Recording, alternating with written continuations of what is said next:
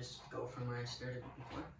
All right, the hierarchy of sales and purpose. So when you're in sales, there is a hierarchy of where you're at, where your skill set is at, where your position is in regards to the sales world. So the low skills, low on the hierarchy would be the retail sales, right? You're in a retail building, you're in a store probably, I don't know, say you work for a shoe store. People are coming in already wanting to buy shoes. The marketing is all done for you. While you're working in there on the sales floor, there's tons of signs around you, tons of marketing even while you're in there, and people are coming in to buy already. They're not looking to negotiate. You're not giving them a call randomly. They're coming in looking for something, and you're just helping them find what they're already looking for, right?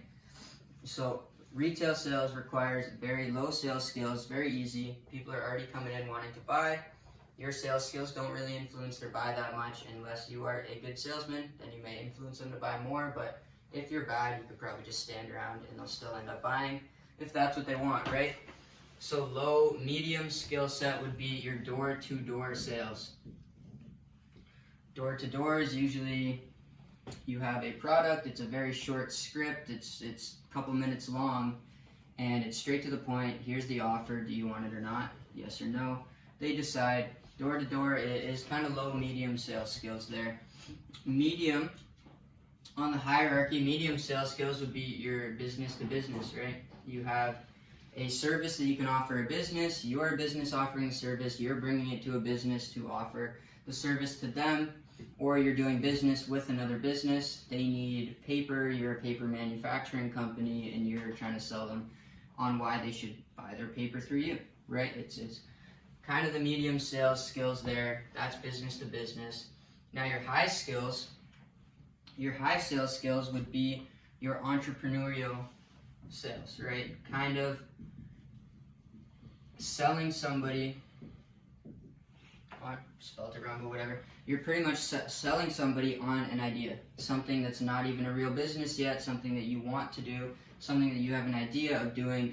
You can't actually give them something real, right? It would be like, instead of me coming to sell Jay this book right now, I haven't wrote the book yet. I'm trying to sell Jay on the idea of me writing this book, but I need $1,000 to get it published.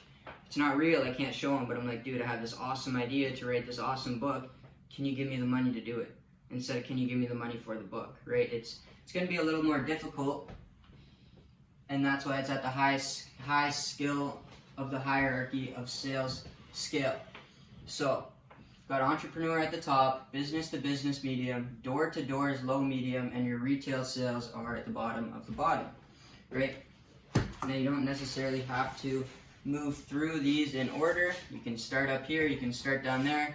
A lot of people do start out on the lower, low, medium, or medium area and naturally end up transitioning into the high skill sales on the scale, right? So that's the hierarchy of sales. When you are a salesman, when you make it in somewhere on this hierarchy, you will have to find your purpose. You need to know your purpose as a salesman.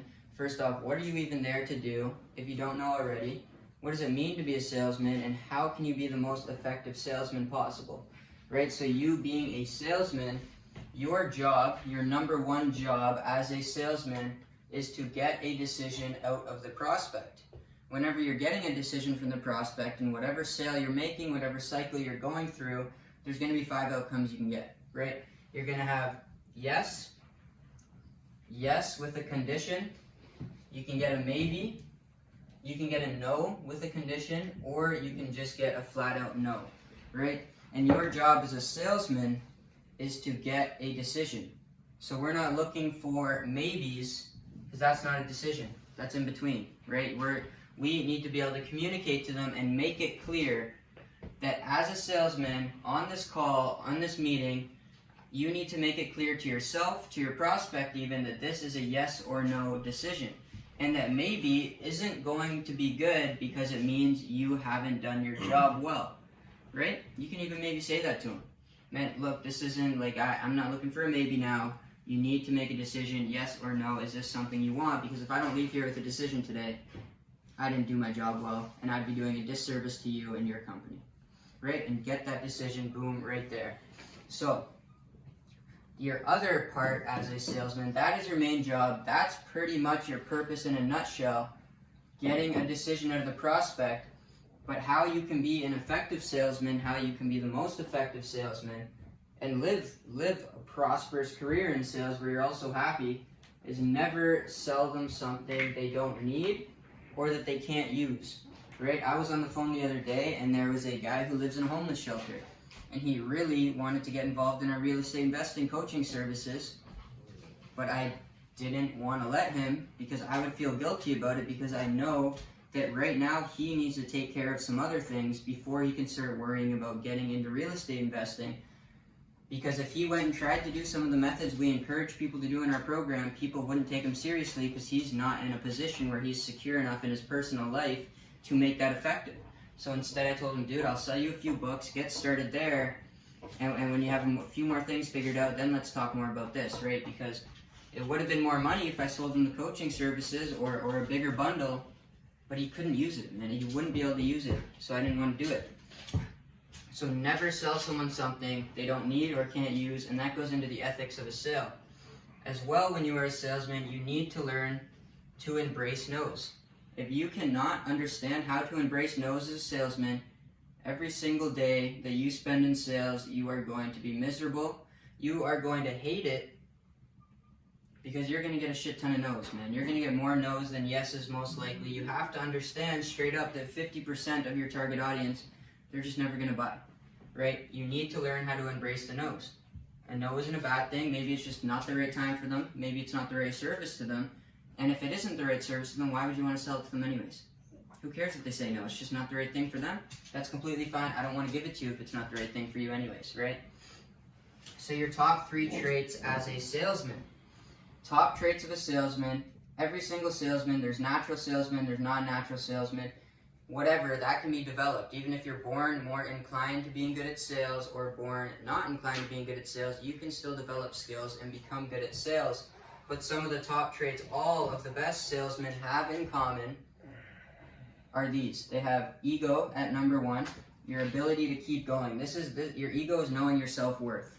In a world full of getting no's as a salesman, you need to be able to know you're worth more and keep going through it. So I go up and I do a presentation. I have this huge company idea that I want to do. I'm presenting to a group of 100 people and nobody comes to invest with me at the end of it. Nobody gives me money to start up my business. Am I strong enough to keep going and be like, all right, I'm going to go to the next crowd now and do my same thing there. And if I get a no, I'm going to go to the next one still. And if I get a no, I'll go to the next one. Or am I going to stop after the first one and be like, damn, I guess my idea is just super shit. You know, it's your ego will be your ability to keep going in a world full of no's. You need to know your self-worth, what you are worth, and can you keep going or can you not? That's your ego. Now, you need to watch out with ego. Don't have too much of it, because then you're full of yourself. Then you're going to get only no's, and that's straightly because you don't even try anymore. You just think you're too good. You don't even have to try now, right? So, number 2 is your empathy. This one, very important.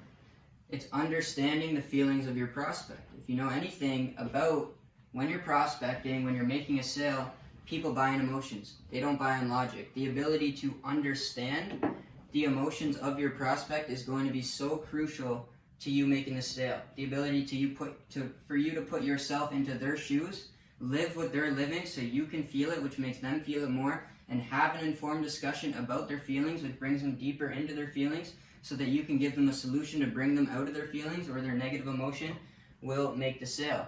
You need to be able to have empathy so you can understand the feelings of your prospect, and you can relate so that you know, like if Jay was feeling sad, I would be able to put myself in his shoes, hear where he's coming from, hear why he's sad, and then be able to give him some constructive feedback on how we can bring you out of this, right? Like you're really feeling it, and it's like, if you can put yourself in their shoes when they're sad, you know probably what you would want if you were sad.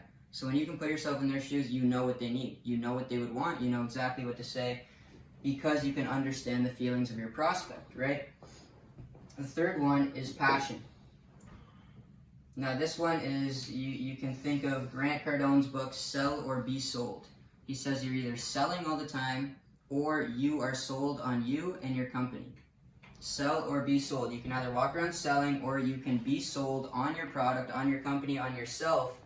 And when you're sold, this is when you develop some passion. You truly believe the mission of your company, the product you have to offer, and you as a salesman are worth a hell of a lot more than what you're offering it for. And this comes off as exciting, passionate, energetic. You're forward thinking. You're not scared to push it on someone because you know it's worth value. Why would I be scared to push something on you that I know you're going to benefit from, right? So you need to be sold on your product because it's going to give you some passion, and passion's exciting, and it becomes infectious. The prospects like someone who is passionate, excited, because it shows them that they can be certain that this is the good company to go. If you're on the call and you're not passionate about your product and you're bored and you're just talking to them, oh yeah, I don't know, like I think this is a good program, you should get into it. Like if what you're looking for is real estate investing, then like, yeah, I don't know, like why wouldn't you almost, like, or you could be energetic and you could be passionate, be like, dude, yes, this is what you need. Like you want to get into real estate investing. Well, good thing we have the #1 real estate company in the country right now. We have a 47% success rate compared to a market average of 3 to 5%, and you start going in on it because you're passionate, you're excited, and that becomes infectious for them. They feel certain, they feel good about it, and they're like, okay, these are the guys I want to go with. They are passionate about where I want to be, right? So, hierarchy of sales, your purpose as a salesman, and the top traits that are going to allow you to succeed effectively as the best version of the salesman that you can be. Sales Training with Spence.